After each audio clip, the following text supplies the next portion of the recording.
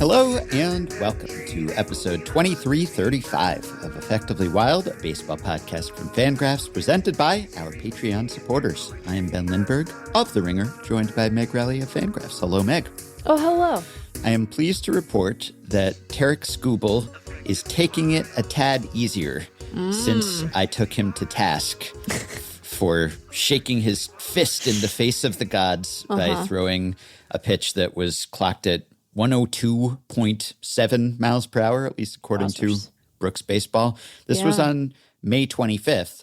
And as you recall, when we talked about that, I said that he had entered the DeGrom zone, which was when a pitcher is so good that I start worrying about him. Right. But specifically when he's so good and he throws so hard that I start thinking no human can keep this up without breaking. And that particular pitch, when he threw that 102.6 or 0.7, depending on the source, mile per hour fastball to Gabriel Arias, and this was the last pitch in that complete game shutout he threw against the Guardians. And that, to me, just seemed like the height of hubris to throw that particular pitch that hard. It was his last pitch of the day. Yeah. Didn't need to, wasn't a high leverage spot. Right. Gabriel Arias was batting for one thing. It was the ninth inning. It was 2 outs. It was an 0-2 count. There was nobody on base. He had a 5-0 lead. Wow. He did not have to throw that pitch that hard. And yet he was feeling himself, I suppose, and he wanted to go out in style. And I understand the temptation. If you can throw 102.7 miles per hour, I'd be tempted to throw that hard too, just to show that I could. But it just seemed unnecessary. And since then, he has made 3 starts, and he has topped out at 99.6 miles per hour, which is still fast, but 3 miles per hour slower. And that one, when he hit 102.7, that was the 6th consecutive start in which he had thrown at least 100. His fastest pitch had touched triple digits. And since then, he has not done it once. Yeah. And unless you think he just blew out his top end somehow by throwing 102.7, I assume he could still throw triple digits if he wanted to. But he hasn't wanted to in those 3 most recent starts. And I applaud him for that because he has continued to be untouchable, just about. So over that 6-start stretch where he was topping triple digits every time, he threw 40 innings and allowed 10 earned runs.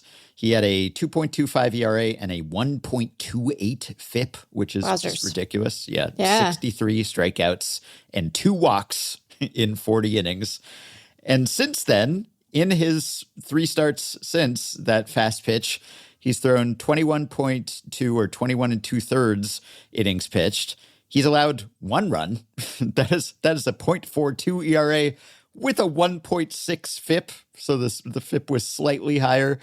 Only 19 strikeouts and 2 walks. So the strikeout to walk ratio, not quite as spectacular, but the run prevention has been even better. Point is, he didn't have to throw that hard. He could just be throwing 99 and topping out at 99 point something and just as dominant. And so I think he should continue to do that. If you round up, he threw a couple 99.6 mile per hour pitches in those starts. But I'm not rounding up for these purposes. Do you feel like personally responsible for that? Like, are you looking at this and going, wow, first of all, uncomfortable to a certain degree to learn that Skubal listens to Effectively Wild, might have to tighten up a little bit in the face of that. Yeah. But do you feel like you did it? You know, like it was you? Well, I wouldn't go so far as to say that he listened to it, but maybe someone else listened to it and told him. That's how far I would go to say. Yeah, it couldn't be just a coincidence. It had to have stemmed from my pointing this out on the podcast. You know, maybe some Tigers baseball operations staffer heard it and then relayed that message to a coach who talked to Tarik and said, "Hey, Tarik, you could be really good if you just threw 99 point something instead of 102 point something. And he said, okay, discretion is a better part of valor. Maybe I should just take a tick or two off and continue to be by far the best pitcher in baseball, but potentially preserve my arm a little longer. Yeah, I do wonder in moments like this, like I at times I don't want to say anybody's a doofus. I'm not trying to impugn any big leaguers, but like I have remarked on the human temptation to demonstrate an exceptional skill, even if it is to your eventual detriment. But now I'm going to do the opposite of that and say that, like, these guys love pitching. They want to be good for a long time. They certainly want to avoid injury. Skubal knows what it is to have to go through that rehab process, right? I imagine he's quite keen to avoid having to do that again. And so, despite the temptation to show I can do this, I bet that he is kind of receptive to the notion that if he does it a little less, but still in a superlative fashion, that he'll be able to do it for longer. He's no dope. We went to Seattle U. It's a good school, Yeah. Probably easily the best big leaguer to ever come out of Seattle University. Only big leaguer? I don't know. But if we are giving credence to human frailty, as I am wont to do, you could also say, hey, I did it. They know I can. I've shown I can. Let me do it a little bit differently, but just as good. Like that's that's a super cool thing to be able to do, to be versatile and just as good. My goodness. Yeah. Or to say, I'm not even maxing out right now. I'm not even trying my hardest and you can't touch me. Isn't that even better in some ways? Right. Not only not on gear, but also not, I don't know. I find that terminology vexing, but yeah, I'm excited. Every time we have a guy like this, right, where adjustments are made, he emerges to have this amazing season. In the back of my mind, maybe this shows that I'm a pessimistic person on some level. I just assume that the next season is going to be worse. And not in the way that, like, his season seemed like it was obviously going to be worse, even if it was very good, just because it was so good last year. But I'm like, it won't stick. Like, he'll get figured out. People, so far, no. Not at all. Just like really, really amazing. And it's just exciting to have a guy, coming out of a smaller program, not heavily recruited. Very cool. Very cool. Jansen Junk was drafted out of Seattle U. Oh, that's right. It was Jansen Junk. Ben, it was Jansen Junk. I think that it's going a little better for Tarik. It is, yes. And Tarik, not a junk baller. Another great nominative determinism name for Jansen Junk to some extent. I don't know if it fits perfectly. But not well much. Enough. Yeah. And one has to ask this question with some degree of bizarre seriousness. If he was more comfortable leaning into the nominative determinism, would his career be going better? Inquiring minds want to know. I do. Yeah. Is he throwing too many fastballs? I guess he's throwing fewer fastballs than he used to, just like most pitchers are. But well, sure. Yeah. Was he hesitant to do so because he wanted to avoid the label of junk baller because it was too easy? He shied away from having his stuff, his repertoire fit his name. Who knows? Who knows? Someone should ask him that. It would be kind of rude, though. You want to wait till it's going better. The results have been that of a junk baller to this point. He's been basically a replacement level pitcher. But Skubal is amazing, and I am heartened to think that maybe he's also entering the DeGrom zone of realizing that he doesn't have to have the meter in the red. He doesn't have to put the pedal to the metal because he's just that good that he can get by as it is. And when you win a Cy Young Award as convincingly and deservedly as he did last season, I actually don't think you should aspire to be even better. I know that that's the default mindset of a professional athlete. Just, I gotta be better. And you should, I guess, endeavor to be better just because hitters could catch up with you. Right. And so you have to continually confuse them. But in terms of pure stuff, at least, when I read headlines like he was already the Cy Young Award winner and now he's even better, he throws even harder, I think, no, no need, because you could just be the deserved Cy Young Award winner that you already were, and maybe you could continue to pitch and stay healthy for a little longer. But yeah, this is pure dominance here. Mm-hmm. And the Tigers did lose one of the games that he started in this recent 3-start stretch, because they had won all 6 of the ones when he threw really hard, and maybe more than that. But they lost one of the most recent 3 because they gave him no run support, and they lost 1-0. It wasn't his fault, though. He allowed 0, so he couldn't have been better than that unless he had pitched longer. So, yeah, it'll play. I think it'll play. Do you think that Paul Skeens called him and was like, first time? Yeah, maybe. Welcome to the club. I know your pain. Yeah. Well, speaking of players maybe taking a little off, just being more moderate in their approach to the game, our attention was drawn to some recent quotes by Jazz Chisholm. This was a Patreon supporter, Open Wheel Fly Project, who wrote in to draw our attention to these quotes. Now, it was a thing back in the Jeff Sullivan era where we delighted ourselves by finding the many increments of percent effort that players said that they gave, because 100% effort is not good enough typically. It's not enough. For pro. Yeah, it's eyewash. You have to show that you can go above and beyond 100% somehow. And maybe that's the problem. Maybe that's what too many pitchers do. It's greater than 100% of the tolerance of their elbow ligament repeatedly. And then it springs. But I forget how high we went, because we were just Googling different percentages, and it was like hundreds, thousands, maybe. It just went up and up and up and up. Yes. Jazz Chisholm, he's going the other direction. Oh. He says he's giving 70% effort.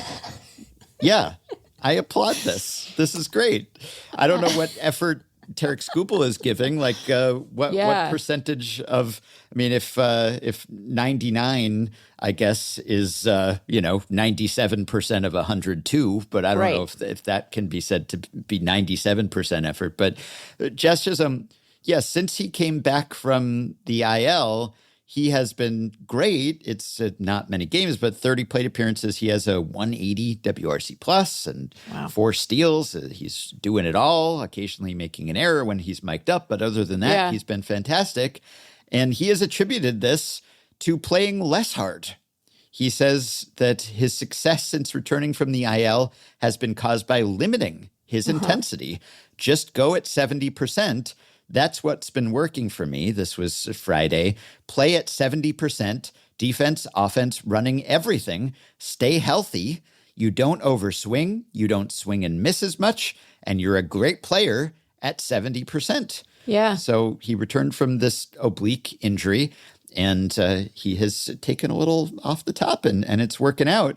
And Aaron Boone said he's got so much talent and power, he doesn't have to go reach for it. That kind of wiry thing he's got inside him, he doesn't have to work too hard to generate it. So nice and easy is always good for Jazz. Right.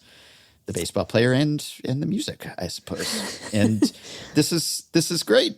Aaron Judge said the adrenaline is going to be flowing. It's really just about slowing everything down and just take a nice, easy approach. I don't know what percent Aaron Judge has been employing, but this was evidently assistant hitting coach Pat Ressler advised Jazz Chisholm to slow down a bit and said at 70%, you're one of the best out there. At 100%, I might be dog crap.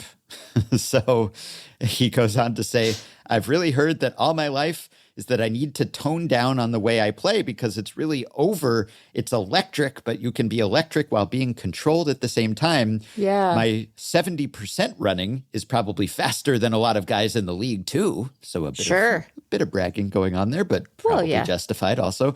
So if it's 70%, I'm hitting balls 108, 109 miles per hour, playing great defense and outrunning and having stolen bases, I think that's where I should stay. So he's basically like, at 70%, I'm better at faster than anyone. So yeah. And he said it's challenging for him because the only thing he knew was how to go fast.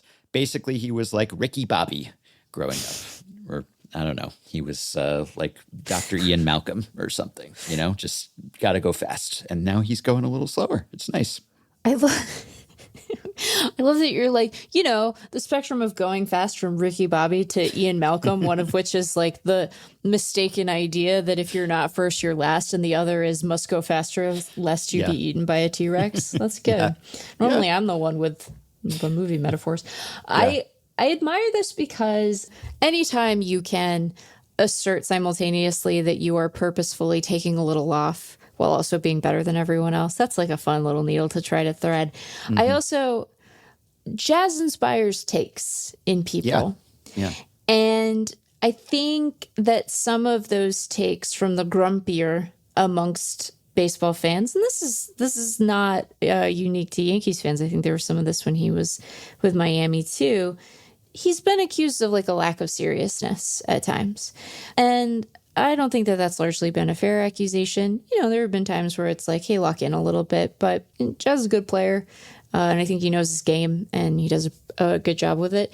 And I could imagine someone shying away from this assertion because you don't want to give like grist to the mill or whatever. But if you're confident and comfortable in yourself and don't worry about those things, I don't know. It's just like I worry about what people think of me all the time. So I can't imagine it. So good for Jazz, Like I just think that there's like a nice, it suggests like a degree of settledness in himself and his career and the organization that he's just like, yeah, man, like I want to stay, and it's for a good reason, right? It's not like he's like, I have to take 70% off so or to only do 70% so that the other people have any chance at all. There's not like there is like an assertion of confidence, but it's not quite braggadocious to me. I don't know. Yeah. Anyway, I just I find how these guys evolve and think about presenting themselves to be really fascinating. And I like that this, I'm not trying to like give him a backhanded compliment. I swear. Like, I think that this suggests like he is arrived and sort of where he wants to be and is settled in it and it's going well. And like, if you're feeling insecure in your position or you're dealing with what he dealt with earlier in his career, that's not going to be the case. Right. Yeah. So it suggests a good thing. It suggests that he's in a good spot. I like that. And I like it when guys are like trying to do the maintenance. And I imagine it's a hard thing to navigate, right? And negotiate with yourself because you want to expend the effort that is necessary to be the very best you can be on the field. And you want to be on the field as much as you can. And sometimes those things are working at cross purposes with one another. And so having to figure out where you can do enough to still do what you need to while preserving your health. Like, I imagine that's a thing you learn with experience, both having dealt with injury, but also just like being a mature big leaguer and knowing kind of where you are, knowing your body well. And that seems like it would be really hard. And I admire that because I have fallen out of chairs just sitting down. So the notion of understanding and having a good sense of my own body is quite foreign to me. Yeah. Well, what percentage effort are you giving to sitting in chairs? It's so good that you asked that question. No, I mean, like, here's the funny thing. When I was still a finance type, I had to take the Series 7 exam, even though I was not doing any transacting that would actually require it. But in my role, I was required to take the 7.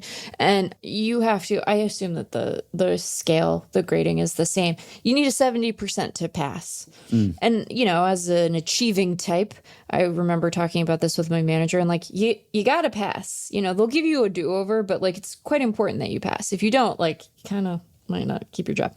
And so I remember talking to Mike about it. And he was like, you should aim for like an 80.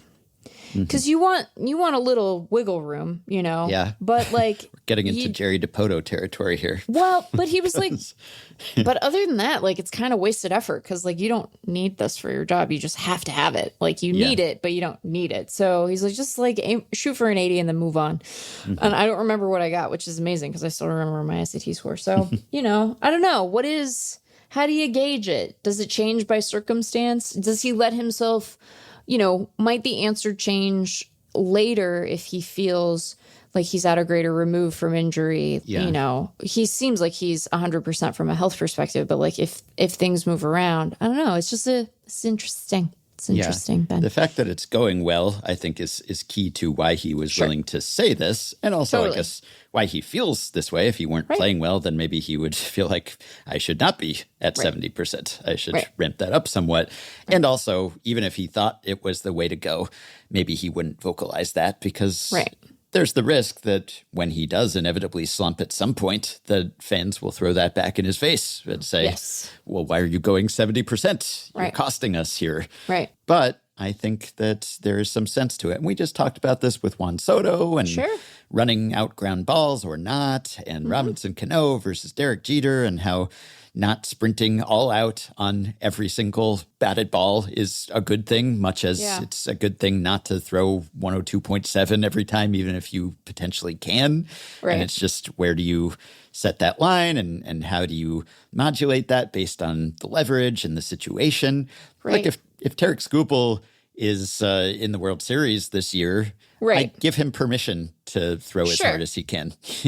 Sometimes it's worth it, and you should run out that ground ball if it's super important. But other times you want to stay available, and maybe it's better to dial it down. I do question the math a little bit of the 70%. Because it can't really be 70%, right? Because, I mean, like, let's say that his max effort swing could produce a batted ball that's 115 or something. I didn't actually check to see what his max exit speed ever is. But let's say you have someone who can hit the ball 115 if they give you their A swing. Well, 70% of that would be like 80 miles per hour, which is that's not good. Or let's say your sprint speed, your top speed is 29 feet per second, which would be a respectable number. 70% of that would be like 22, which would make you the slowest player in the majors. So that's not good. So 70%, I don't know exactly how they think of that. I think we've talked about this before in the context of pitchers when they're rehabbing and they say, like, I was throwing 80% or something, and what would that equate to exactly? The math can't quite work that way.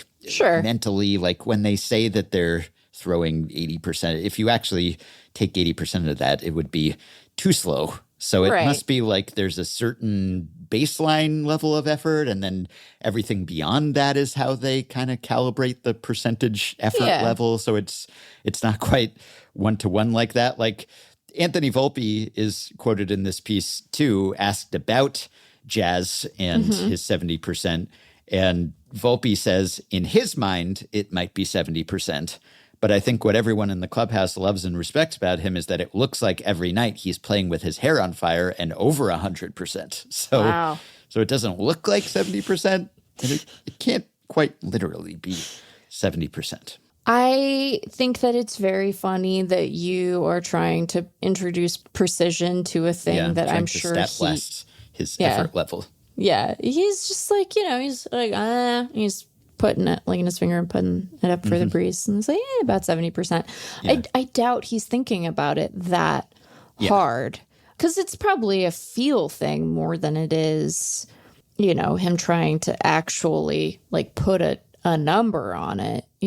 Are we taking this too seriously? It could be true. Like we might be vulnerable to that accusation, I suppose. Maybe, but I say normalize giving less than max effort at all times. I think it is actually beneficial, and there's this strong cultural pressure to pretend that you are always going all out at all times, and that is actually counterproductive. That would be detrimental, and it's eyewash to insist that you are going 100%, let alone over 100%. So but there's it's like an overclocking a computer or something. Like you can do it, but you're going to overheat, and then you need some kind of cooling system set up, and it's going to shorten the lifespan of the hardware. This works with bodies and people and physiques as well. And so athletes, they have to pace themselves to some extent. I'm always saying that, I'm just like always saying that. I'm glad you got to it first, because normally I get to it,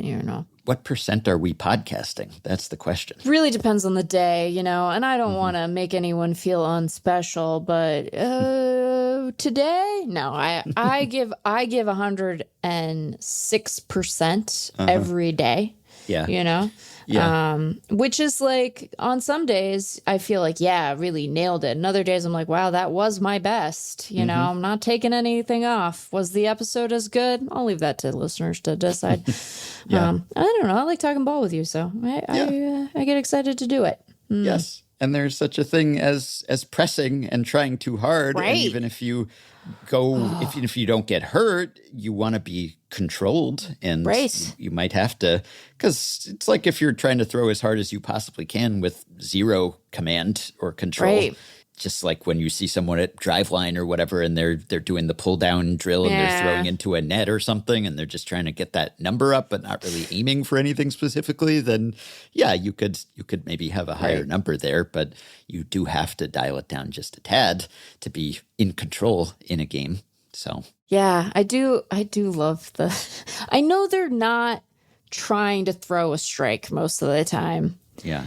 But it is fun to watch those and be like, not a strike, not a strike, not a strike, not a strike, not a strike. Mr. Still not a Spot strike. there. Mr. Spot. Yep. Yeah, missed by a lot sometimes. Yeah.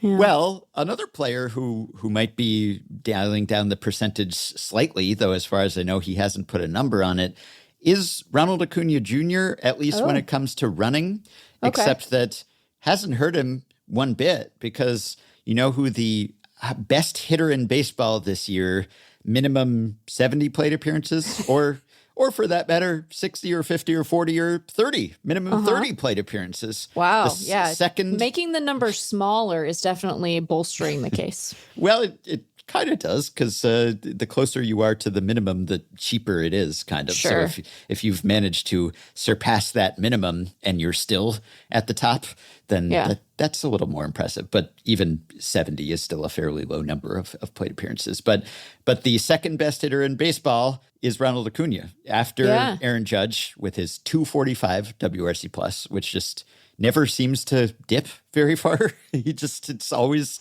there when I look. Somehow he's maintaining that pace. That's just how good a hitter he is. But Ronald Acuña Jr. in his first 18 games back has a 199 WRC plus.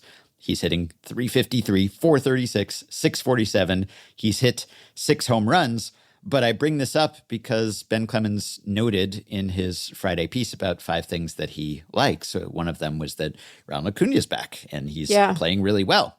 But Ben noted that he has not stolen a base yet.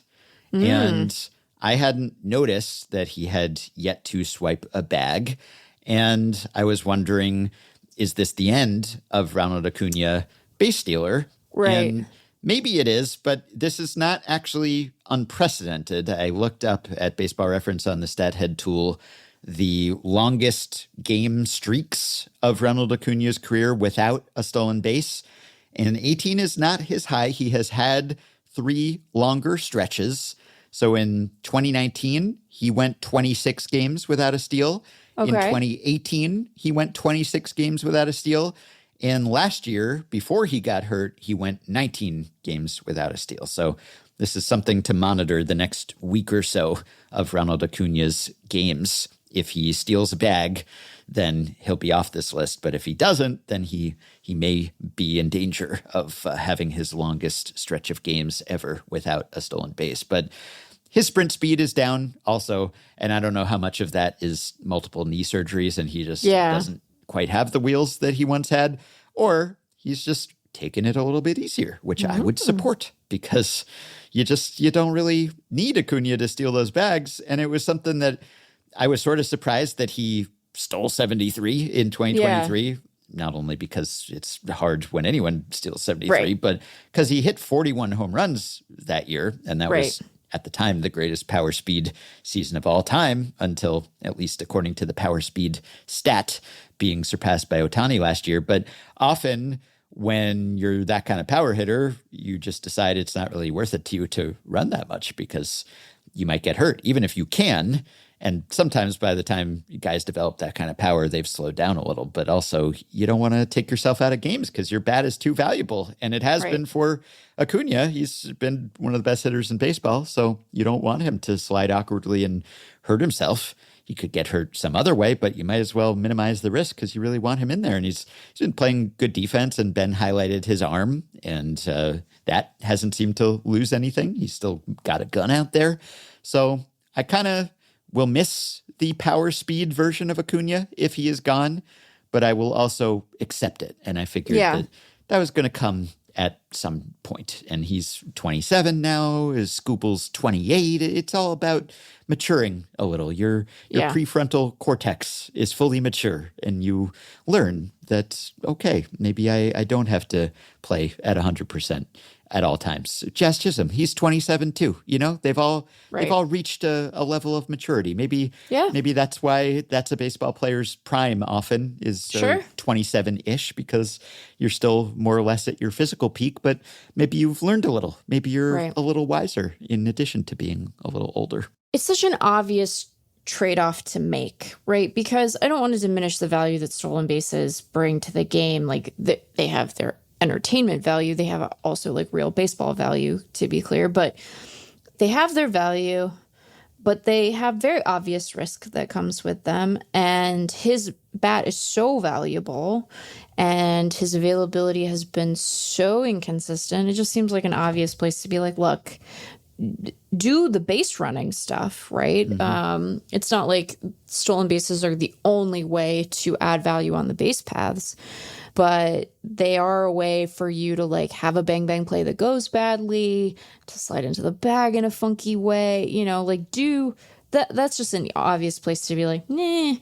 And again, it might be the sort of situation where the game state, but particularly the place you are in the season, is going to dictate some of this. Now, you know, the Braves' fortunes are not particularly great at the moment, and their odds of making the playoffs are dramatically diminished from what they were on opening day, even with the return of Acuña. But, you know, if it was a playoff game and it's going to make the difference between you winning or losing, we'll sure try to steal. But during the regular season, particularly in a year that might end up just getting written off as sort of a lost campaign for the organization, like, keep yourself healthy, dude. Seems very straightforward. So because the first ACL tear happened on a defensive play. He made a leap. But the second one, last year's one, was on a stolen base attempt. So look what that cost him and Atlanta to have him out for so long, and all the arduous rehab that he had to go through to get to this point. If I were him, I would certainly say, well, not going to do that so much anymore, because don't want to cost myself all that playing time and hurt my team potentially too.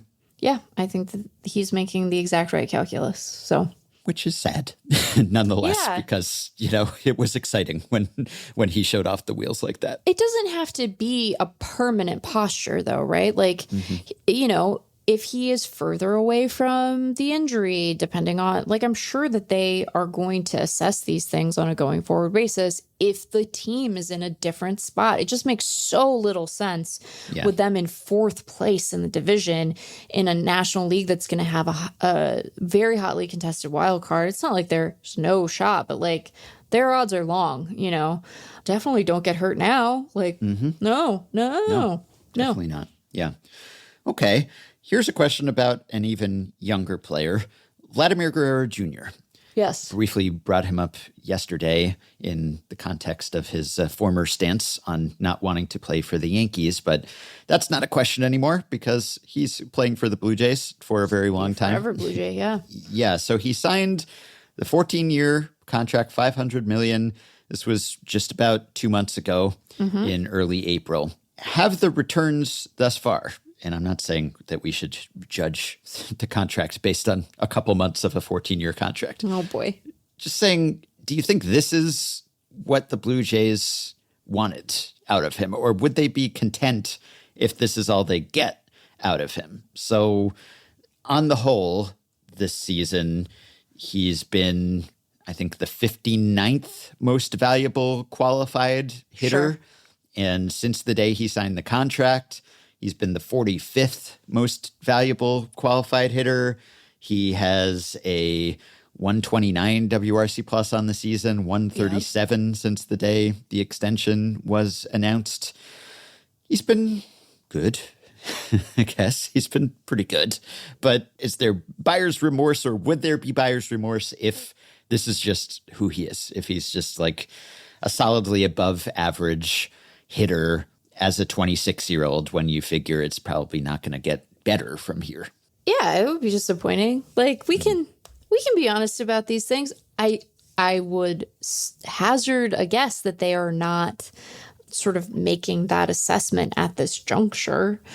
I'm sure that of the, if you're doing like the pie chart of potential Vladdy outcomes, like a 130 WRC plus season is definitely on that list. They know what that season looks like. It looks like his 2022. Mm-hmm. I will say that like a difference between that year and this year is that there does seem like there is some underperformance on his part relative to like what his expected WOBA would be, for instance. He's not hitting a ton of ground balls. His rate has dipped a little bit. His average launch angle has come down. So, like, Is he optimizing his contact? I would suggest maybe not so much.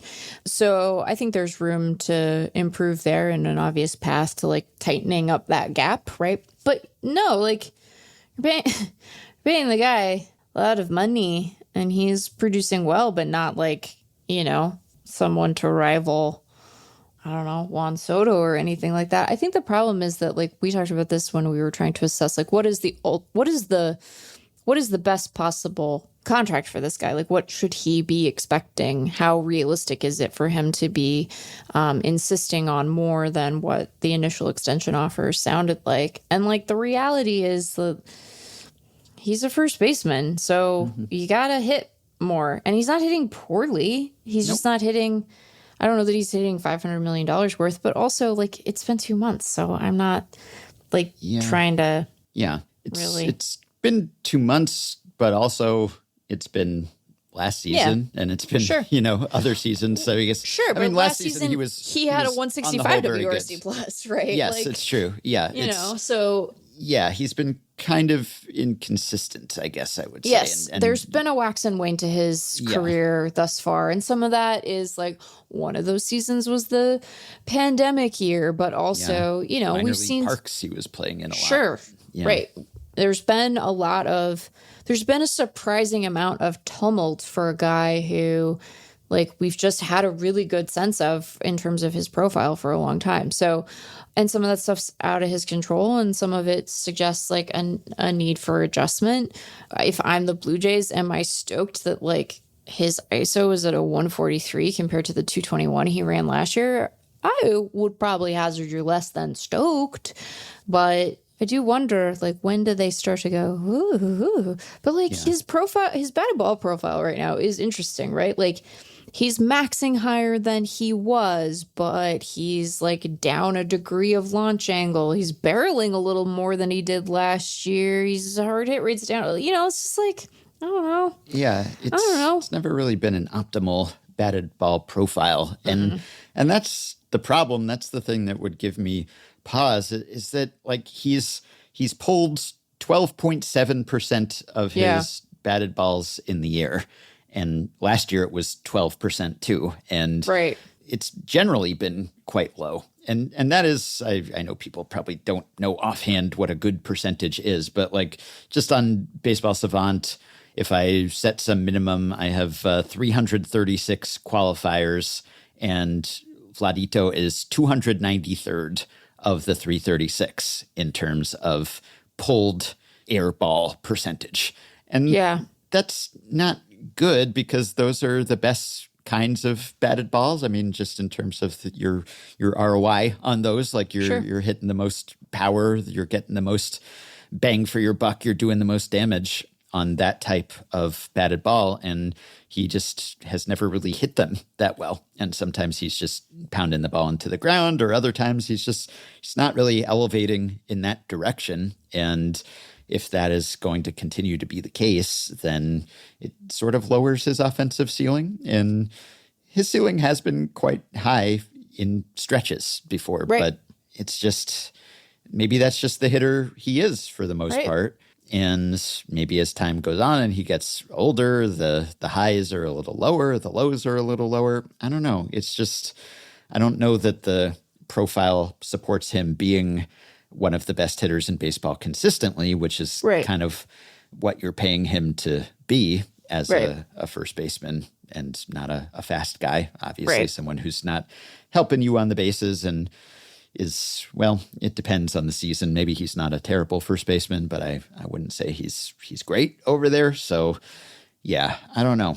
It's sort of unspectacular. I guess he hasn't changed my outlook on him that much in the 2 months since he signed this extension, but my outlook was already, I don't know. He's been outwarred by Ernie Clement this season, and also Alejandro Kirk, who signed an extension of his own. But yeah, you're kind of paying him to be. Alejandro Kirk's a catcher, so yes, like of course, yeah. And Alejandro Kirk is great. I don't know if I was leading the charge, but I was one of the people like imploring people to chill about whether Alejandro Kirk was going to be okay. Like, I have confidence in Alejandro Kirk, but you just have like you get a big lift from that positional adjustment, and he's a good defender. Yeah. So, he lifts himself. Yes.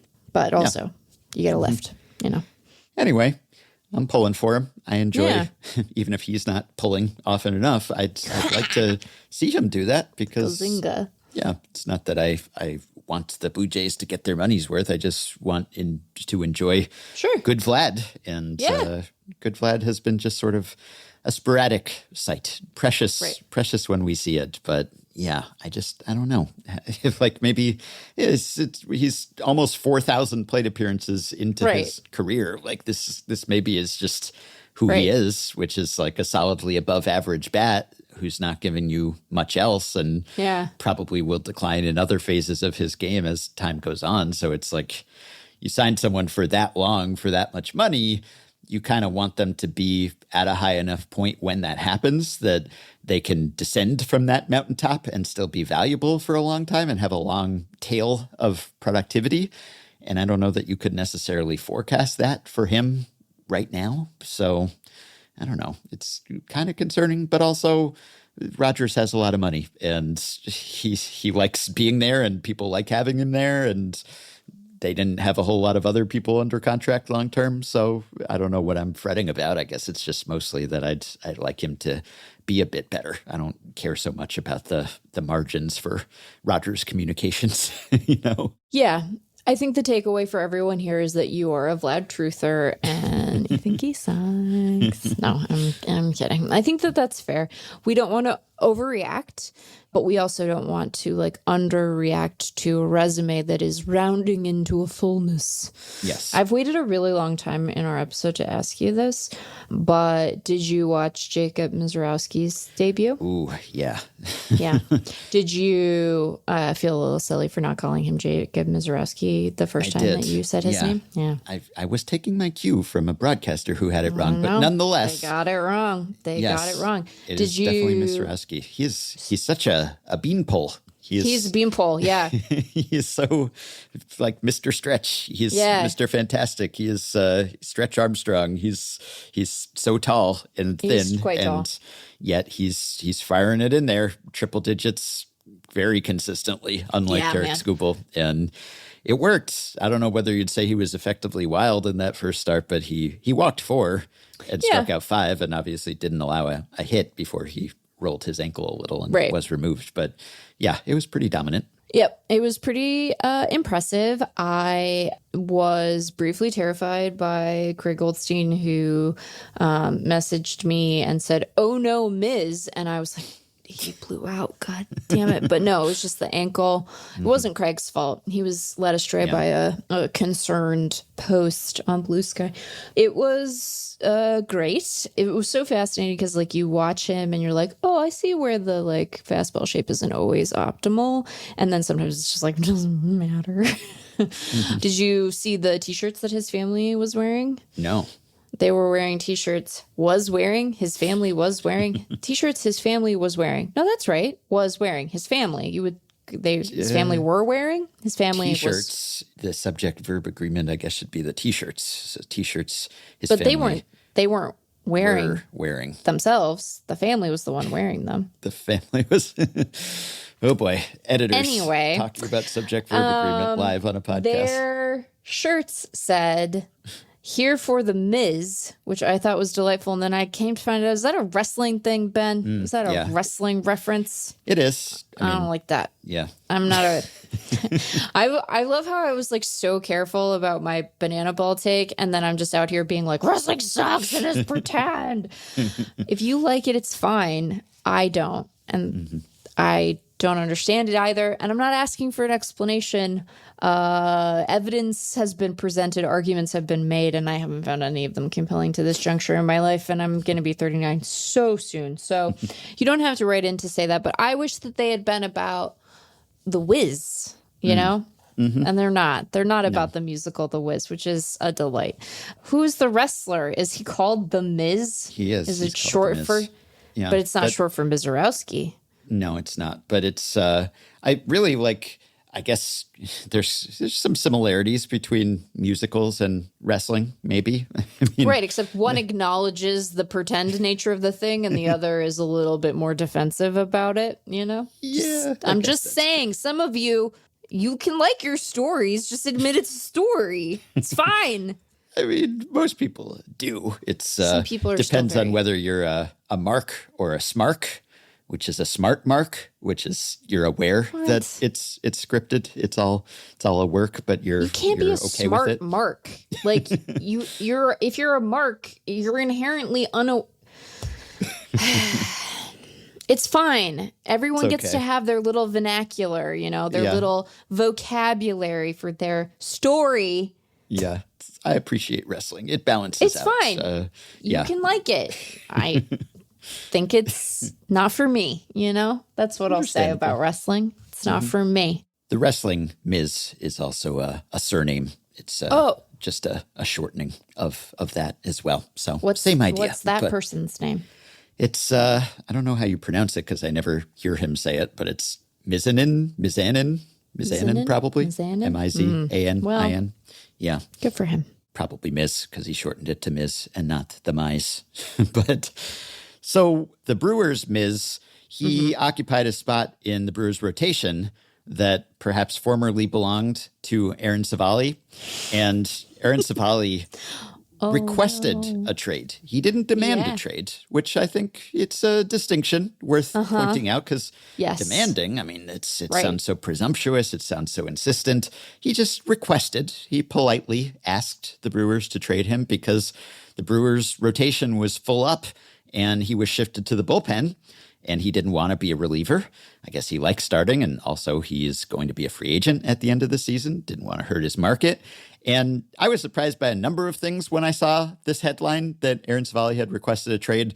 Number one was that Aaron Civale was on the Brewers, which had slipped my mind, at least for the moment. I know that that happened last year, and they traded for him, so I probably was aware of it at some point, but had forgotten. He was injured for most of the season and then came back. So that was number one. And then number two thing that sort of surprised me was that the Brewers would have so much starting pitching depth that they would be demoting him or that he would not see a way to get back into their rotation, because that wasn't the case a couple months ago when they had a bunch of guys hurt, including Civale. And we were talking about the Brewers' rotation weakness, and it wasn't a strength of theirs exactly last season either, but it seemed quite thin.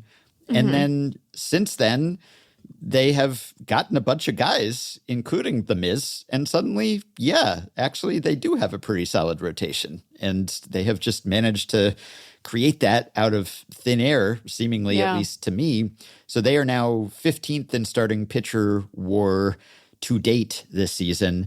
And also they are 20th in projected, which doesn't sound so great, but they traded for Quinn Priester in April because they were kind of in dire straits from a rotation perspective. Right. And so now they've had Priester, who's been good for them. Chad Patrick, who is a Rookie of the Year contender. He's been good. And then Peralta is always solid. And Quintana has been a good pickup for them. And now the Miz has arrived, and Brandon Woodruff and Nestor Cortez are coming back in theory sometime soonish. And so they actually have rotation depth. And Logan Henderson was good for a while. And then he got sent down. Like they didn't have room for him either. Like suddenly they've just rebuilt a rotation after uncharacteristically not really having one. It was weird. It was like they were powered more by the bats than the rotation. It was just not what I was used to seeing from Milwaukee. And now suddenly they've got a decent rotation, at least, because I don't know if I'd say sang the praises, but I at least acknowledge that the White Sox rotation isn't terrible recently. Sure. And they're not. They're 21st in starting pitcher WAR this year, which is a victory for them, although 28th in projected rest of season WAR, even with Aaron Civale now. So I guess this was a good move for Aaron Civale is what I'm saying. But I'm surprised and impressed by how quickly the Brewers have developed rotation depth and redundancy. So, like, on the one hand, you're right. It is a good move because he gets to start. Yeah. It doesn't feel... I don't want to ascribe motivation, right? I'm not trying to say anything. I mean, I am. This is a podcast. But, like, kind of sucks, right? To suddenly be on the White Sox. To go from a contender to the White Sox, I guess. Yeah, it does suggest what your priorities are. Like, I guess you can't claim that your number one goal is winning a ring, is being with a winner, making the playoffs. Well, it's not, which is okay. I think, look out for number one. I get it. But. To my knowledge, maybe I'm wrong, there hasn't been any supporting to suggest that he said, please trade me to the White Sox, right? No. He just said, please trade me. Yes. And they were like... You be careful what you wish for. Meanwhile, what a day for Andrew Vaughn. You're just like, wow, look at me. I'm over here now. I'm over here doing this. Andrew Vaughn. Wow. I will be upset if he takes playing time from my minor league free agent draftee, Jake Bauers, who has been quite capable.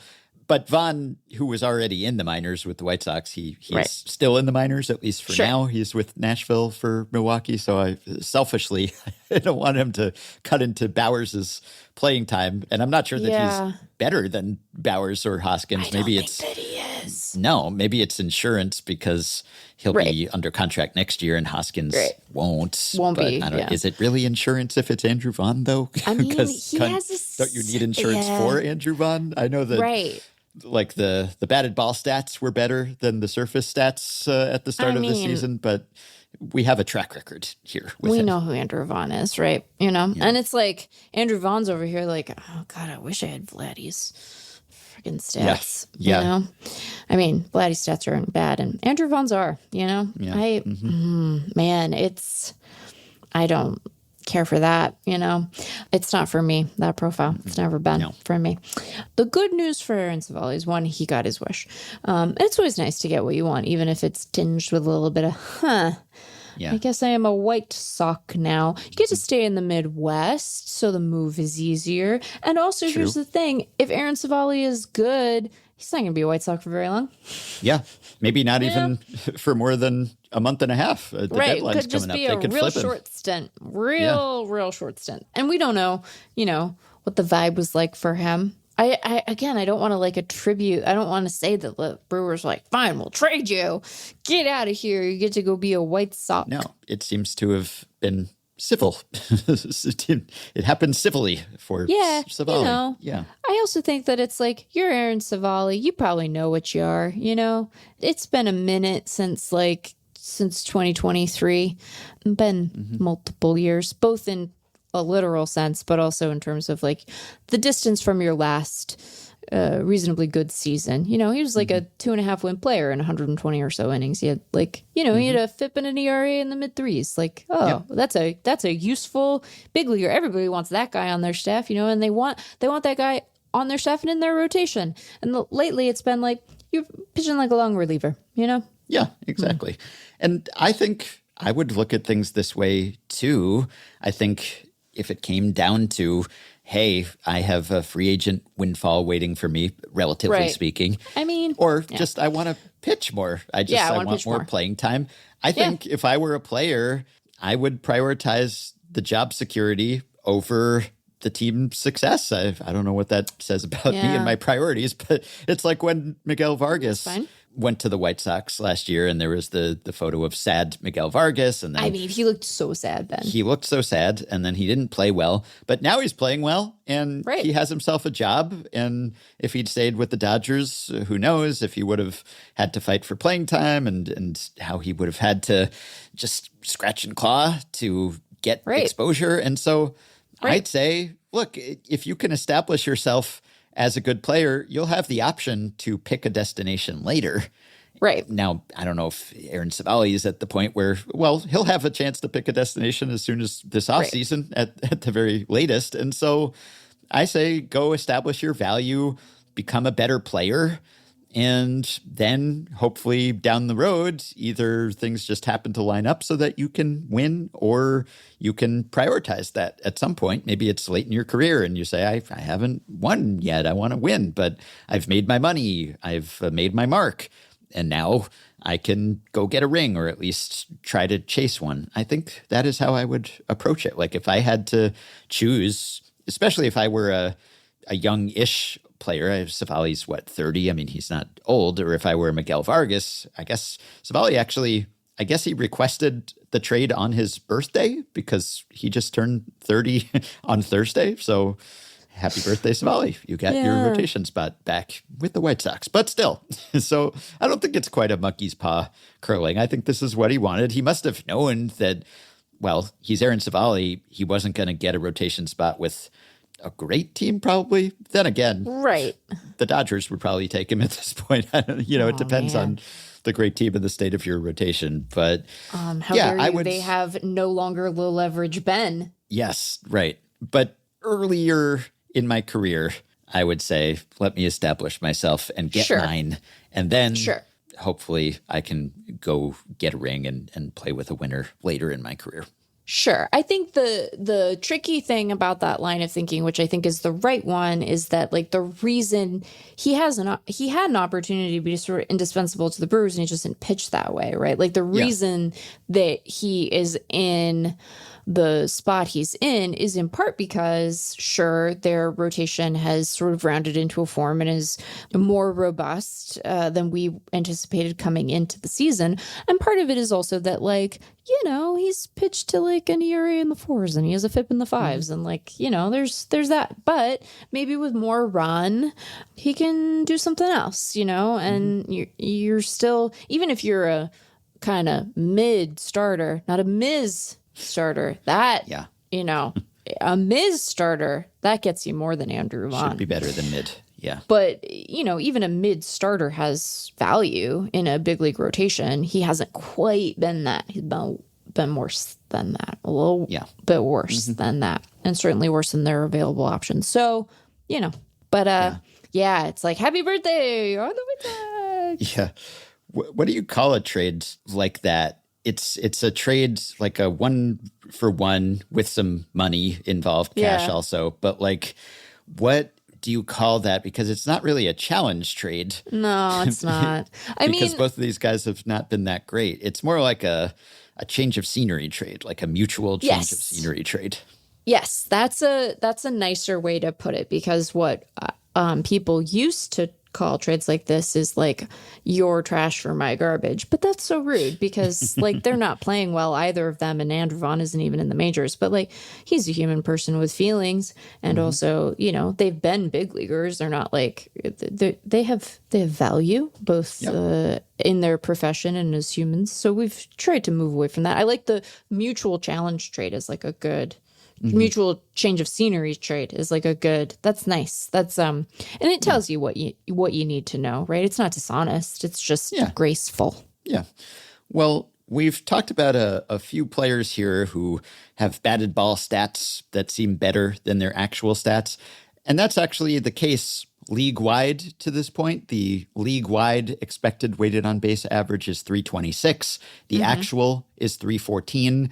That maybe because it's still the first half of the season, and sometimes they recenter the expected stats model either at midseason or at the end of the season, because it's a different year and conditions are a little different. And so it could be that, or it could be just the model's based on a full season, and early in the season, the weather's not quite as warm and the ball doesn't fly quite as far, etc. But it could also be that the ball is behaving slightly differently. Now, I almost brought this up on our previous pod, except that I knew I had to save some time for stat blasting, so I tabled it. But I was going to basically bring up the fact that the ball seems to be behaving a little bit differently, but no one really cares, including me, frankly. But it turns out that someone cares. Evan Drellick and Eno Saris care. They wrote about this for The Athletic on Friday.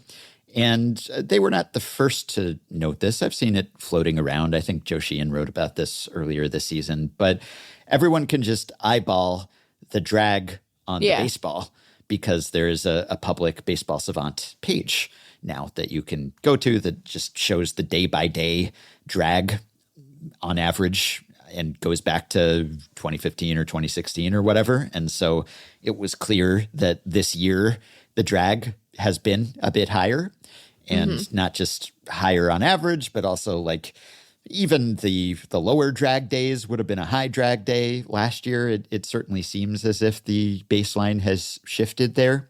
Yeah. And so, and Evan wrote about this, and essentially fly balls are flying 3 to 4 feet shorter given equivalent launch characteristics and everything. They're not carrying quite as well.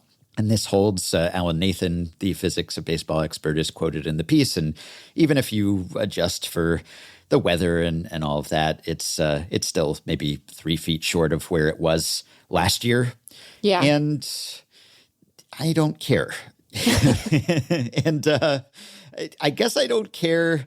Maybe it's just a little bit of fatigue with this story because we've been through this a bunch. Not so much in the past few seasons where it's been fairly stable, at least the drag has been. Of course, baseball, MLB did intentionally deaden the baseball and sent a memo saying that they were doing that, and it was reported and we knew and that happened. But the drag, at least, as opposed to the coefficient of restitution, the bounciness of the ball, the drag has been fairly stable now since 2020 or so. And that's different from when, 2016, and then it was down in 2017, and then it was way down in 2019, and then it was back up again in 2020. And this correlated with the extreme home run rates of 2017 and 2019, especially. And sometimes it seemed to fluctuate within seasons or from the regular season to the playoffs. And it was just very jarring, and we never knew how far balls were going to carry, and it was frustrating. And MLB, why can't you get a handle on the most important piece of equipment here? And then, of course, MLB kind of denied that anything had changed for years. And then finally they acknowledged that, okay, the seams changed. And they do acknowledge in this article that what the stats suggest is true. They're not denying that fly balls are carrying a little less far this year. They say they don't know why. They say everything's within specs. They haven't intentionally changed anything. Could be another seam height or width subtle difference, and it's just manifesting itself in shorter flies. Yeah. There's a quote in Eno and Evan's article from friend of the show, Brent Rooker, who says, "I've definitely hit some balls that I thought were going to have a chance and they've been caught against the wall. Maybe the extra drag is why my expected slugging percentage is 100 points higher than my actual slugging percentage," which is a very Brent Rooker kind of quote. Yeah. Not surprised that he is paying attention to that, but I don't know. I'm not as interested in this story anymore. Maybe it's just that we've been through variations of it too many times. Yeah. I think that the thing is, we spend our whole lives trying to know ourselves. I suppose the ball is the same, but at a certain point, it's like, don't you feel like you're rounding into form here? I'm anthropomorphizing the ball. I'm making it a person with a personality. We've discussed that hypothetical in the past. The living baseball. I still feel so bad for those balls. Yeah. I guess I remain interested in the story because it seems important to have an eye on sort of how the ball is behaving. I remain interested in the story insofar as it indicates like an ability to exercise control and consistency over a manufacturing process that the league has never had more input into because they own Rawlings. But beyond that, I think I am only ever really curious if it's like a really big swing year to year, right? Part of what made the prior what kind of ball are we getting stories so interesting is that like it resulted in quite significant changes to the offensive environment. Yeah. And it feels like we're kind of within the range of what I would consider acceptable and normal year-to-year variation, right? Because it's a hand-stitched thing. It's going to, you know what I mean? Like, this doesn't strike me as like, I don't mean to diminish the story. I think it's useful for us to, again, to have our sort of finger on the pulse here, and doing that work is necessary. But I don't feel fussed. There have been times in the past where I have felt fussed, right? Where it's like, what kind of, because like it matters in terms of pitchers' expectations. It matters in terms of roster construction. Like these things can have an outsized impact on the general run scoring environment. And I prefer for the forces at play there to be driven by the players and not by the equipment. Yep. And so like I think it's a relevant and important thing to keep hold of, but this seems fine, right? Yeah, it's not that big a difference. I think the number one reason why I care less about this than I have in the past, and this is acknowledged in the story, and MLB says this in the story also, is that the results haven't really changed. Right. League-wide offense is essentially the same as it was last year. I mean, accounting for the seasonality and the fact that we're not even halfway through the season, the runs per game essentially is the same. The home runs per game essentially the same. Slugging percentage essentially the same. Everything is basically the same. And I guess it's kind of interesting, okay, if the ball is not carrying quite as well, why is everything the same nonetheless? And maybe it's just that batters are hitting the ball a little harder, and there could be other things that have changed so that this all just is kind of a wash. But ultimately, nothing has actually changed about the league's offensive profile. Like scoring, everything is essentially the same. And so this kind of fluctuation, I would imagine, has happened throughout history. And we just didn't know it because we couldn't track the exact precise distance of fly balls hit with certain launch characteristics. I'm sure that this is not historically anomalous for the fly balls to travel 3 or 4 feet shorter one season. Like if we had this data for every season in Major League history, there'd probably be a lot of fluctuations of this size. It's just that now we have the stats and we have this public drag leaderboard. And so we tend to hyperfixate on these things. But if ultimately it's not actually causing some huge uptick in home runs or scoring or anything, really, like you wouldn't know that there was any difference just based on looking at the league average slash line or run scoring, then it's just kind of a yawn for me. Yeah. But the only way we know those things is if we look. Yeah. And I'm glad that this information is out there. I'm glad that MLB put that drag graphic up on its website. I think it's good to have some level of transparency there, because that's not a stat that we could easily discern otherwise. And so it's nice that it's just right out there in public and that we could pick up on this change because of an MLB sponsored run site. And they're not trying to deny what their very own numbers and graphics show here. But yeah, it's just overall just not that big a difference. So having publicized this, maybe next time you see a ball that dies at the wall, or next time you see Denzel Clark make an incredible catch, you might say to yourself, oh, that would have been out of even Denzel Clark's reach last season. Maybe that is true. But on the whole, it hasn't made enough of a difference for me to get exercised about it. But it is good to monitor and to figure out why it changed, because if you don't know why some subtle change happened, well, maybe some less subtle change could happen again, and there's precedent for that. And if the seam's height or width changed this season unpredictably and uncontrollably, well, you want to try to get a handle on that so that it doesn't change in a way that is much more noticeable and that does really cause you to question the integrity of the game. Right. And, of course, MLB, I'm sure, is concerned about its betting partners and how they feel about equipment unpredictably changing. It is a weird, I don't want to say benefit, but side effect of the whole thing where they feel a greater, more pressing need to have predictability and transparency around this stuff, because even if other parties, other interested parties, players, front offices, fans, aren't compelling enough, they don't want to get a weird call from MGM. They don't want to be, I don't want to say that MGM is a mob-owned business. That seems unlikely. But doesn't some part of you always wonder, like, is there a guy on the other end of the phone who knows a guy? Like, Dominic and I were having a debate the other day. Debate is too strong. Conversation about what branch of the mob we'd be most afraid of. I asserted that I'm more concerned about Midwestern mobsters than East Coast mobsters because the winter hardens them. You know, it does introduces a different kind of dynamic to the whole situation. This was in the context of a very different conversation, but, you know, it was a recent one, so it's top of mind. I saw Fargo season 2. My favorite season of Fargo. So, yeah, I haven't watched that yet. Yeah.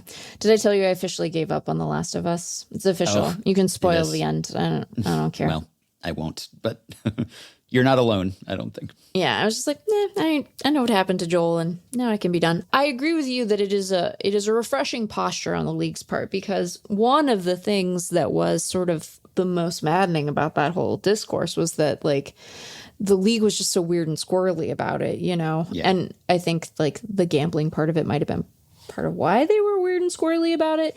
But it was just very frustrating. You felt like you were being gaslit by the commissioner, because it's like, so, hey, like, I know what you're saying, but also, like, D. Strange Gordon is hitting home runs and, like, not just the one. So what are you talking about, buddy? Like, what do you mean the ball's not different? But look at this string bean of a man with like 9 homers or whatever. Like, so having to not be told that nothing is happening when indeed something is very obviously happening, that was nice. You know, it's a good change. Now, I'm sure there's some out there who are like, are they telling the truth? But others can sort of back calculate that stuff. So I imagine they have incentive to play it straight. Yeah. Okay, well, it is time for our weekly hypothetical, sponsored by our partners at What If Sports, who have created a special landing page just for us and for you, Effectively Wild listeners, whatifsports.com/effectivelywild. Would love to hear from anyone who has taken What If Sports up on this offer. We have heard from some longtime existing What If Sports players, but if you have explored What If Sports for the first time as a result of this sponsorship, and if you have found that rewarding, please let us know. Be happy to hear it. But if you do go to whatifsports.com/effectivelywild, you can sign up for one single American dollar, which $1 has less and less purchasing power all the time. And yet the $1 deal is still the same, unchanged from the start of this sponsorship. You get $1 for your first season of What If Sports Hardball Dynasty or What If Sports Sim League Baseball. And you can do a full franchise mode and manage your team for multiple seasons. You can create a melange of players from different eras and different teams and pit them against each other and have them play with each other and see what happens, in the vein of many a classic Effectively Wild hypothetical. Make it real with What If Sports. That's not a bad tagline. I just came up with that on the spot. Yeah. They can have it. They can have it for free if they want. But whatifsports.com/effectivelywild, link in the show page as usual. Okay, so this week's What If comes to us from listener Ryan, who writes, had a quick hypothetical for you related to the MLB draft, which is coming quite soon. Take any draft class. Now you have the ability to add one player to this class. For this one player, you can guarantee with exact accuracy how much career WAR they will accrue. What do you think the minimum WAR for this player would have to be to get them drafted 1-1, first overall. Note that there isn't any guarantee that the WAR will come for the drafting team or how many seasons that WAR will be spread across in case of injury. It's a pretty easy task to find the average amount of WAR for a number 1 overall pick, but would something just above that average be enough to get the team picking first to pass over someone of possibly higher potential? And Ryan or Ryan D, as he notes, yeah, it's not hard to look up the overall record here of number 1 picks. And basically, 20 WAR is what you're going to get historically out of a number 1 overall pick. That's the mean. It's a little lower if you go with the median. If we look at every draft since 1965, then we get a total of 1183 WAR produced by number 1 picks, and that's over, I think, 60 drafts. And if you just do the division, then you get 19.7. But that'll go up a little bit because Travis Bazzana, he hasn't even made his Major League debut yet. Paul Skeens, Jackson Holliday, they're going to add to their WAR totals. Sure. Henry Davis, well, I don't know. But Henry Davis catching strays for no earthly reason. Many of those active players from recent years, they're going to add to those totals and bring up the average a bit. Sure. But if we just look from the first draft, 1965 through 2008, when Tim Beckham was the number 1 overall pick, or the year before that was David Price. So that's, we can draw the line there because those players are done already. Then 952 total WAR over, I think, 44 drafts. It's like 21.6 WAR is the average outcome or expectation for a number 1 pick. And obviously there have been a few guys who just didn't make the majors at all, so they're not adding to that cumulative total. And, if you include some zeros for them, then that drags down the average slightly. So, 20-ish. It's a good career. It's a solid player, but it's not what you hope for from a number 1 overall pick. It's not the dream. And so how high does that number have to go when you're dreaming of a Bryce Harper or a Joe Mauer or an Alex Rodriguez or a Ken Griffey Jr. or a Chipper Jones, the best of the best number 1 overall picks? And maybe teams are getting better at this on the whole over time. But how high would you have to set that number for a team to bite and pass up the best case scenario to settle for that guaranteed WAR? Man, it's tricky because the draft, so we ascribe all this potential to the first overall pick, and there are definitely a lot of years where that is true, and that's the best guy, right? But then there are some years where that's a guy who's willing to cut an underslot deal so that you can do other stuff in the draft. And so it's it's not a perfect indicator. Although I don't want to overstate the case, right? But you did mention Henry Davis, so yes, it happens. He's a prime example, right? Yeah. Overall, I think number 1 picks have been not quite twice as valuable as number 2 overall picks, but close. It's 20 WAR to 13-ish WAR, something like that. It's a big drop-off, bigger than the drop-off between any other 2 picks. So it falls off quickly once you get out of the top 10, let's say. But number 1, it is in a class of its own. And some of this, too, is going to be determined. The answer might change year to year, right? So, not every draft class is created equal. And often the places that difference is manifesting, it might not be who's the consensus number 1. Maybe even in a weaker class, you have a consensus number 1 pick where it's no, that's the dude, and he's a dude. But that's not always true, right? Sometimes you will acknowledge even at the top that you have a down year relative to others. So, in a down year, maybe the answer is you said it's 20 WAR is the average, roughly, right? Yeah. Roughly 20. So maybe in a down year, you take a little bit of a haircut on that. You take it under even, because if it's guaranteed, you're well, this is a bad class. So that's very exciting. But I think it would sit right around the average. Don't you think?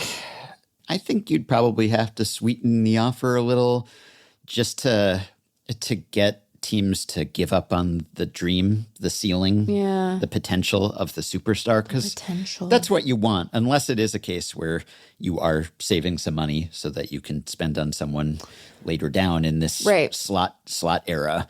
Then you're always dreaming of the franchise cornerstone that you're going to get, and so to pass up that potential entirely, you save yourself the downside risk, which is, it's good. I mean, it's bad to get nothing out of that pick, and it's bad for the team. It's bad for you, whoever's doing that draft, the pro scouting coordinator, the GM.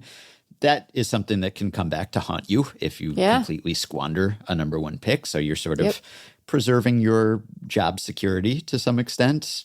But I don't know. It's like when you have that number one pick, there's like a loss aversion that comes into play there, I think, where you feel the pain of the loss more than you feel the pleasure of an equivalent gain. And so, people hate losing money more than they like gaining the same amount of money. And so you take away the upside.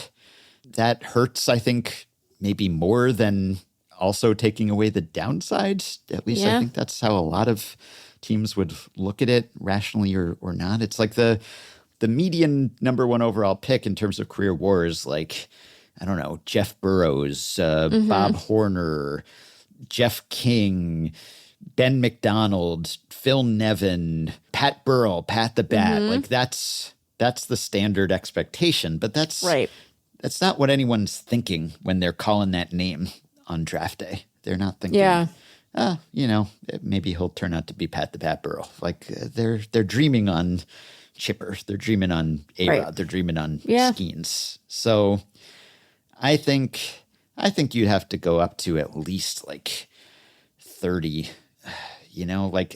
Garrett Cole was the number one pick. Carlos Correa. Yeah. Also Mark Appel. Also Brady Aiken. It's just, it's tough. But I think if you could guarantee 30, but as Ryan said, of that 30, you're getting maybe 6 guaranteed if you want to keep that guy once he's under team control. But that might mean that you're foregoing half of that war, or if not more, if it turns out to be a pretty good player with a long career. So you're not actually walking away with that lump sum. You're just getting a portion of that lump. It's like after taxes, the lump sum significantly diminished. So it's sort of similar. So lottery tickets, so unreliable.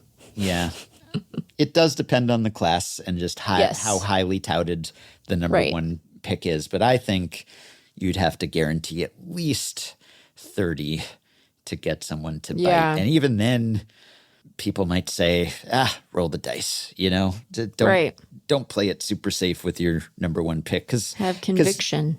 Because getting a 30 war guy even, that's not going to be the foundation of a great team on his own. I mean, that's a good supporting player, I guess. Like if you have a few of those guys, that's good. You don't necessarily have to have a Hall of Famer maybe, but if you have a few of those guys who are kind of Hall of very good range, then that's sufficient. But getting one of those guys, that's not transformative.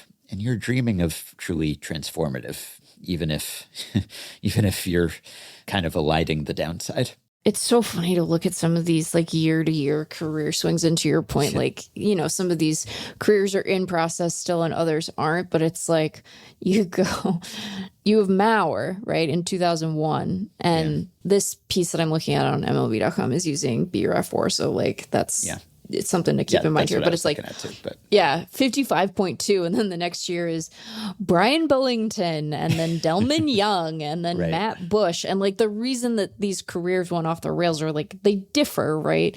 But it's just like some of these, I don't know. It would be interesting too, to see how in the hypothetical universe where we are executing this, like I would want to time travel within our hypothetical to every different year and see how the answers would change. Because the other thing that is going to impact like the answer a team gives is not just what does the depth look like? What is the quality of the class? It's not just like, oh, am I able to save by like taking this deal and maybe working other stuff further down in the class because it could go under slot. It's not just that stuff. It's also like, what is the confidence you have in your eval? You know, like what information is available to you and how certain do you feel about it? And I think that would probably change too, because like we've never known more about these guys, especially the college guys. And increasingly that's who we're seeing, right? Like more and more every year, just like this trend toward college. And that's been true at the top for a while, but like it's, I think just you have so much more information about the player, not only because of track record, but because of like the kind of competition they're facing, how many times they're just in front of a track man, right? Like it's not like there's no mystery in the draft, and it's not like there aren't bad picks in the draft, and it's not like it's a fully figured out exercise, and maybe they'll let them trade picks and then the whole thing is going to shift around. But as it's currently constituted, we've just like never known more about these guys than we do right now. And that I can imagine leading to much better choices, but I can also imagine that introducing hubris. Like maybe you're overconfident in your eval. Maybe you're not willing to take a flyer on a guy who you look back and go like, well, I should have been focusing more on projection than I should have been focusing on like track record. Like it's so fascinating. So I would love to know, like, does an amateur director in, 96 answer that question differently? And I'm just picking a year at random. I'm not trying to like say anything about that particular year's draft class, but like, did they say something different than someone in 2006 than in 2016 than they will next year? Like, it's just, it's fascinating. It's a good question. I like it. It is. Yeah. Okay, here's one about a player who did not get drafted first overall, infamously. Subject line, the best Mike. I knew exactly what email this was going to be when you said that. Yeah, this comes to us from Lauren, who says, I had a sad realization when looking at the list of players with the most WAR after their age 25 season. I was trying to convince a friend that Juan Soto is destined for Cooperstown, and I saw at the very top Mike Trout, with over 55 WAR at that age. That got me thinking about his injuries and what it's stolen from us as baseball aficionados, and I came to realization. Not only will Trout not challenge Babe Ruth for the all-time WAR record, at this point, I don't think he'll even have the all-time WAR record for players named Mike. Mike Schmidt's 106.5 being the top. Am I giving up hope too soon? Or is the former best baseball player ever no longer even the best player with his name? Wow. Yeah. Well. Lauren, why? Why did you force us to contemplate this? Wow. I selected the question, so I'm culpable too. It's really quite rude, when you think about it, when you're trying to... Yeah. I will say that even if Mike Trout ended up with a career WAR below Mike Schmidt's, that doesn't preclude Mike Trout being the best Mike. I think there's something to peak value versus career, and the fact that Trout was off to such a spectacular start and had such a long period of being by far the best player in baseball and the best player ever through that age. And so that carries some weight too.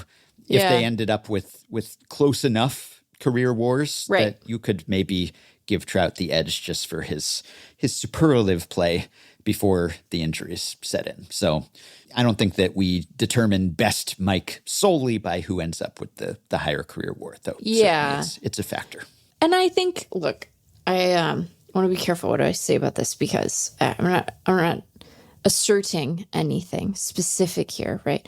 But I also think, obviously, Mike Schmidt was a quite good hitter, very good hitter, right? He also is deriving a good bit of value from his defense, which was also quite good. But like maybe there's just squishiness, maybe there's like a little, like we shouldn't be like so overconfident, because like some of his defense, but it wasn't. Yeah, it wasn't like it was all that, and also like it wasn't like. It's not like anyone's out here being like sucked actually in the field. People aren't saying that in the booth. Well, that's Yeah, there probably be many mics in that conversation. Not at the top of that particular leaderboard for me. Let's put it that way. Yes. But man, what a player he was, though. Great player. Yeah. Well, I think the good sign for Trout would be that through the same age, he's ahead of Schmidt's pace. So sure. Yes. Schmidt through age 33, he had 80.8 WAR, and Mike Trout has 85.9, and his age 33 season is ongoing. So he could add to that total. So that's the good news. He's ahead of Schmidt's pace if you're rooting for Trout in this race. The bad news would be that Mike Schmidt had himself some fantastic seasons immediately after that. So he was 7 WAR guy the next year, and then a 5 WAR guy, and then a 6 WAR guy, and then a 6 WAR guy. And in fact, from ages 34 to 37, he produced about 24 WAR, which was the 8th highest total of all time for hitters between those ages. It's Ruth, Bonds, Wagner, Mays, Aaron, Speaker, Anson, Schmidt.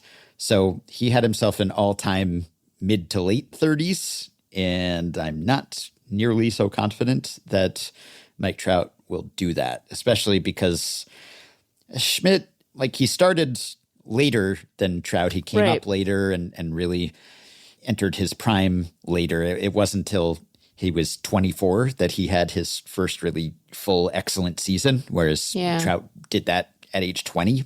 And so Schmidt was kind of playing catch up there, or he preceded Trout, so I guess not. But his pace was slower because of that.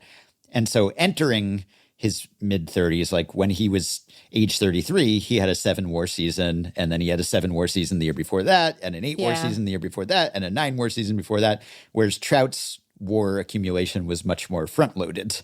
And, his age 31 and 32 seasons weren't so hot either. So the trajectory is not encouraging. Yeah, it's not.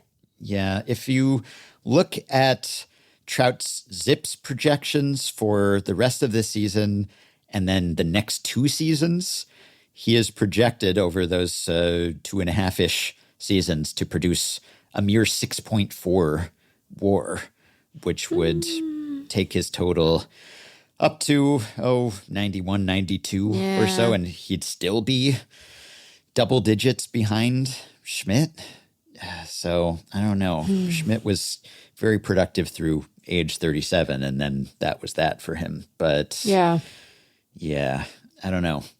I'm not feeling optimistic about it particularly at this point. I'm not either. I'm kind of resentful of the question. No, I'm kidding. But I came in and I went, and then you brought it to the pod, and now I've had to deal with it again. Yeah. So maybe I'm resentful of you, honestly. No, I'm kidding. Yeah. It's partly my fault, too. Yeah. Entirely. No. Man, what a bummer, Yeah. The odds are against him catching up, I think, at this point, but I don't know. I might still give him best Mike honors if he can tack on at least a little bit. Sure. I mean, guess we got to see what he does in the booth. We can use that as a tiebreaker. Maybe he'll tell us about the weather. Maybe you should be out here extolling the virtues of weather, Well, he could definitely be a weather forecaster or that kind of weather channel anchor. Could he? Moonlighted as that before. I don't know. Does the data exist? I'd like to try. I'd like Mike to. Well, yeah, that's true. Can we, as a country, collectively forecast weather anymore? That is a good question. But no one knows. Yeah. Okay. Well, gosh, is there any less depressing question? Yeah, can you let here? That was the Miz. That was sad. Say something more about the Miz. Did you know that Andres Munoz travels with his cat? Yes, I learned that from the bandwagon this week. I did not know that previously, but yeah, cats don't seem that portable in my experience, but evidently his is. So, every cat is different, a different sort of beautiful spirit.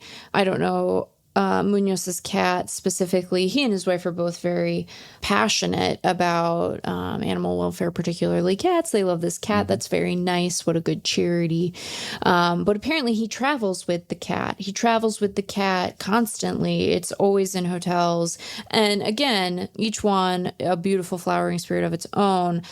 I would endure a great amount of pain, financial, have already done, and otherwise for our little guys, but can't think of anything I'd rather do less than travel consistently with them. And so I have so many questions about this cat, its disposition, his routine with it. Is he having to gabapentin the cat all the time in order for it to travel?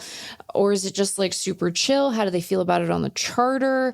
And then there are all of these pictures and they're so cute of him and his wife with the cat at the ballpark. But I'm again, the cat at the ballpark, two experiences seem uniquely bad to me in terms of them happening at a ballpark. One, being a cat or near one, and two, having a migraine. So I can't even contemplate it.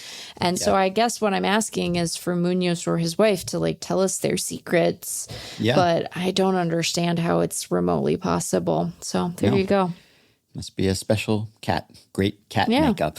Okay. Yeah. Last one then from Jason, who is the scoring director for the British Baseball Federation. And he asks, I was discussing with a buddy earlier, what makes something impressive? Is it just the event itself being spectacular, or is it the ability to do something really good repeatedly? Is it more impressive that Bartolo Colon hit that one home run without ever really training to? Or is it more impressive that Aaron Judge has honed those skills to the point where he can do it over and over again? The context around this was a Kevin Pillar Spider-Man catch from 2015, where he climbs the wall in Toronto, versus the Denzel Clark home run robbery from a few days ago. The Pillar catch, we imagine, as people who'd struggled to get off the ground with a trampoline, is a more repeatable skill. There was less instinct or fluke involved. He got into position extremely impressively, but then made a relatively routine catch once he got up there with full view of the ball. But the Clark catch was way more visually impactful. The climbing the wall, readjusting position, reaching out, not really able to see or track the ball, and coming up with the catch. In our opinion, it's way less likely that will ever be repeated in the same way. The conversation eventually boiled down to one central debate: is something that looks amazing, but you could never do again, more impressive to have done than something a bit less cool that you could do repeatedly, though not routinely? Doing the thing is still cool in and of itself. Would be interested to hear your thoughts. What a question. Yeah. Is it cheap to say they're all cool, but in different ways? Not necessarily. Elaborate. Things can be spectacular and only happen one time. I think the difference is there can be a spectacular event that only occurs once. And then a player can demonstrate a spectacular skill. And what makes it spectacular is not only the event, but the repeatability. But then it's about the guy less than the thing, right? Does that distinction make any sense? Does that hold? Yeah, maybe so. Yeah. The Bartolo Colon example, impressive is not the first adjective that would come to my mind. Sure. It is impressive. It's impressive on some level to make contact with any major league pitch, let alone hit a home run. Sure. And so, it's impressive in the grand scheme of things that you could make contact even solidly one time. But there was such an aspect of flukiness to that. That was a clear element there. It was this will never happen again. It's improbable that this happened. Sometimes improbability can make something more impressive, I guess. Just the less likely it is, the more impressive it is maybe when it does actually happen. But it was certainly spectacular. It was sensational. But I would say Aaron Judge just routinely hitting better than anyone has ever hit. That is more impressive to me than Bartolo Colon somehow getting a hold of one.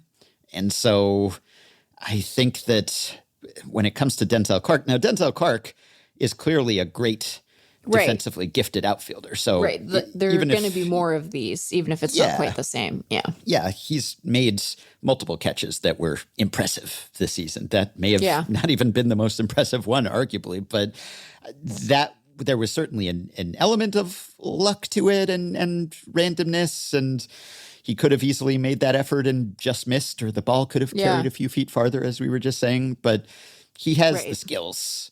He's got the gift. And so that's not quite equivalent to Cologne. Like, that would be, I don't know, if Nick Castellanos made that catch or something, it'd be like, wow, didn't know that he had that in him. Right. Yes. You're starting from a different baseline. And so the adjective is a different one. Like, I can't believe he did that, to your point. Yeah. Oh my gosh, that was amazing versus like, that was awesome or spectacular. But you could also say that Clark's was amazing. I don't know. You could say impressive about both of these things, and I wouldn't say that it was wrong. I think if it's equivalently hard to do, if you're doing something regularly that is really hard to do, then that's more impressive than doing something equivalently difficult one time, obviously. Like, if it's repeatable, if you can keep doing it, it's less surprising because we might expect that you could do that, but it's more impressive that you can keep doing it and that it's not a fluke. So I guess it comes down to, if we're talking about like the fundamental mechanics of the catch, like making a catch that is hard, but you made it look easy. Right. And maybe you'd say it's less impressive just off the cuff until you maybe see, oh, wow, what a great jump he got. And he was well positioned, or he wasn't well positioned, and somehow he made up all that ground, and look how fast he was. And it didn't seem that impressive, but actually when I dig a little deeper into this, it was impressive. I guess I'm more inclined to say the repeated demonstration of that skill is more impressive than the singular demonstration, even if the singular demonstration is itself sensational and spectacular. Yeah, I think that's a good way to put it. Yeah. Okay. All right. And also, I have to issue a correction about the berries. You do. One of the stat blasts last time was about players being overshadowed in their debuts, and someone making their major league debut in the same game as a superior player who sort of stole their thunder by debuting on the same day.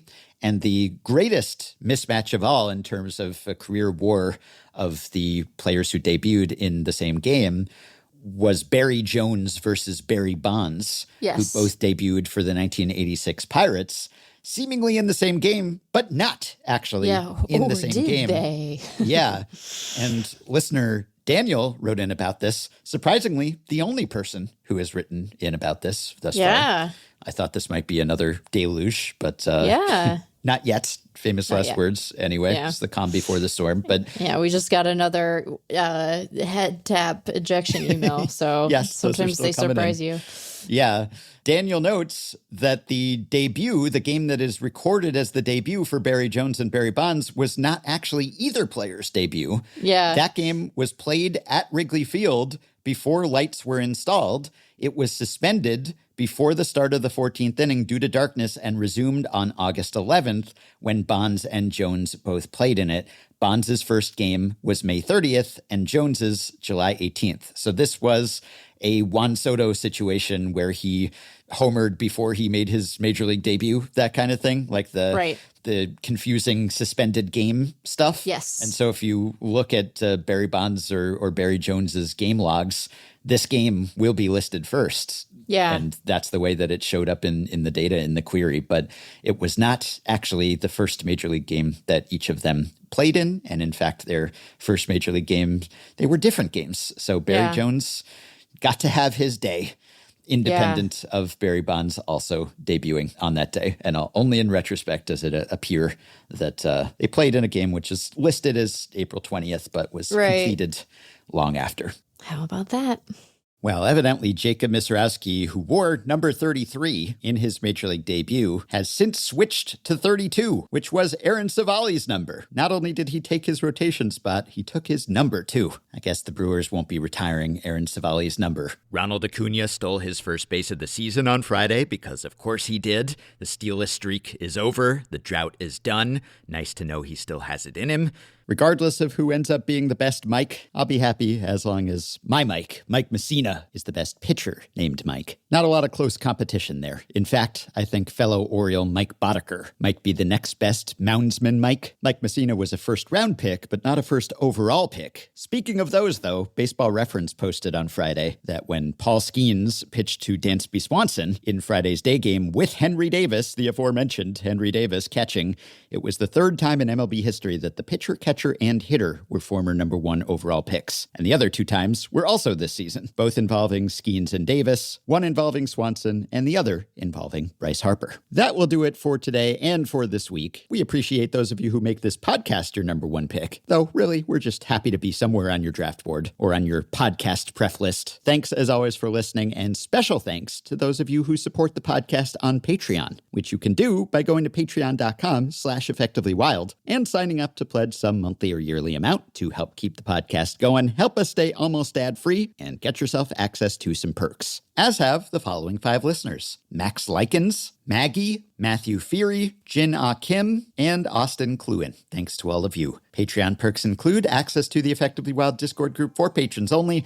monthly bonus episodes, playoff live streams, prioritized email answers, personalized messages, autographed books, discounts on merch, and ad-free FanGraphs memberships, and so much more. Check out all the offerings at patreon.com/effectivelywild. If you are a Patreon supporter, you can message us through the Patreon site. If not, never fear. You can contact us via email instead. Send your questions, your comments, your intro and outro themes to podcast@fangraphs.com. You can rate, review, and subscribe to Effectively Wild on iTunes and Spotify and other podcast platforms. You can join our Facebook group at facebook.com/group/effectivelywild. You can find the Effectively Wild subreddit at r/effectivelywild. And you can check the show notes at FanGraphs or the episode description in your podcast app for links to the stories and stats we cited today. Thanks to Shane McKeon for his editing and production assistance. We hope you have a wonderful weekend, and we will be back to talk to you early next week.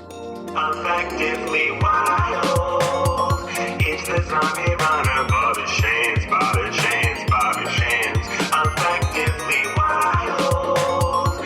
It's the zombie runner, Bobby Shanes, Bobby